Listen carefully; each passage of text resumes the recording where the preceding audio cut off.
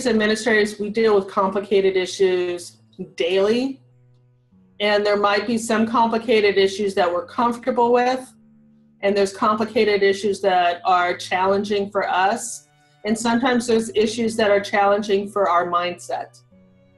So once they understand the importance of affirming a student's gender, their identity, and who they truly are, then most administrators are going to get on board with that and realize this is just something we have to do for this child. It's not about, oh, this is so much work. It's about a child's rights.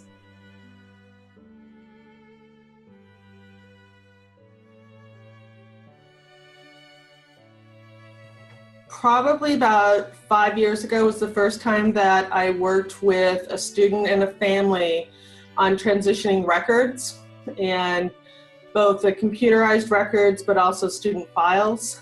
And I would love to say it worked out smoothly, but it didn't, because there's a lot of lessons learned. In our system, I never understood truly how many different places we have a student's name and a student's gender marker. And not only in our computer system, but in our library system, our food services system, our student email system, all these different locations that, even with our best intent to transition a student's name and affirm their gender in the system, we kept missing areas. So and that poor student, there were too many times when we misgendered and misnamed that student as a result. As simple as parent letters that go out to the parents of and the student's name.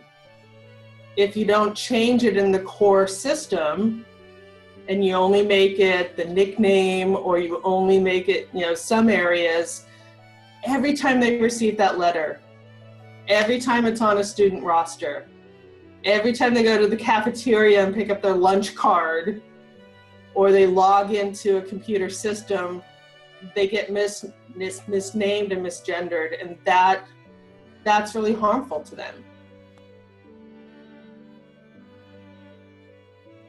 The first step for them is to look and become familiarized with the gender support plan. And a lot of the transition steps are embedded into that plan. And then that plan becomes the template for the conversation with the parent or with the child, whoever's shared the story with the administrator.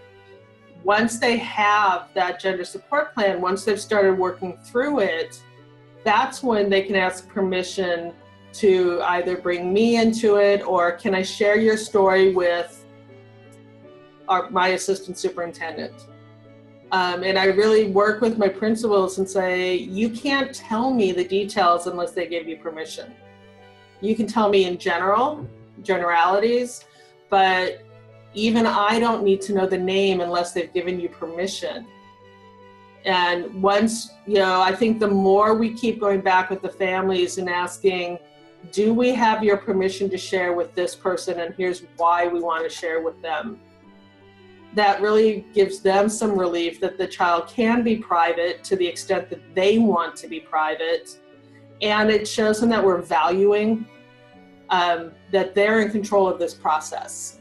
We're here to support them. We're unwavering in that support, and we have a system, but we really need to make sure that they're driving the bus. If a parent and a child's asking for a complete records change, then what the principal does is that, with the parent's permission, they bring the entire student record and health record to me at the district office. We go through and pull every document that has the name assigned at birth and the gender assigned at birth, anything that has an M or F, symbol on it, and we set it aside in my office, so that the only thing that's left in that physical file are gender affirming and name affirming documents. And then I add a letter to that file. And it's from myself as the assistant superintendent, saying that I acknowledge it's an incomplete file, and if there's any questions, to please reference them to me. And what I do is I create a file, a student cumulative file for the child, but I house it in my office at the district. And that's in alignment to education code. The ed code says that you need to have that one mandatory permanent record for a child. It does not say anywhere where that has to be housed. So we're interpreting that to house it in my office so that everything at the school site, there's never a confusion. If someone's trying to file something, the student doesn't get outed for having a different name or different gender. If a teacher's checking previous report cards, they're not seeing different names, or different genders. So we really want to take all of those steps to maintain a gender affirming policy for the child. I literally have like the health records, anything that says the gender assigned at birth, those go into the permanent record, but it's housed in my office.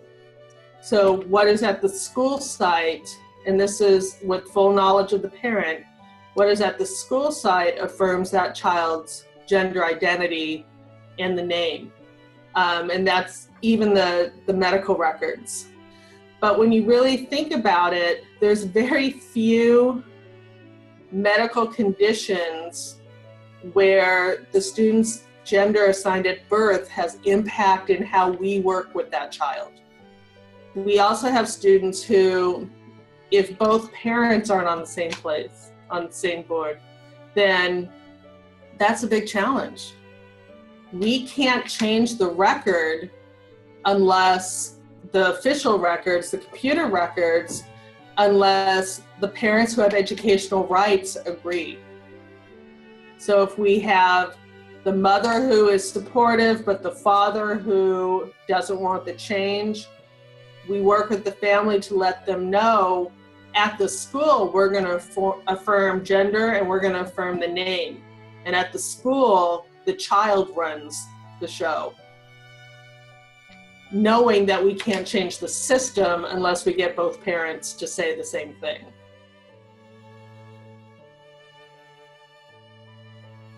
The first time you see in seeing them live their authentic self at school makes it all worthwhile.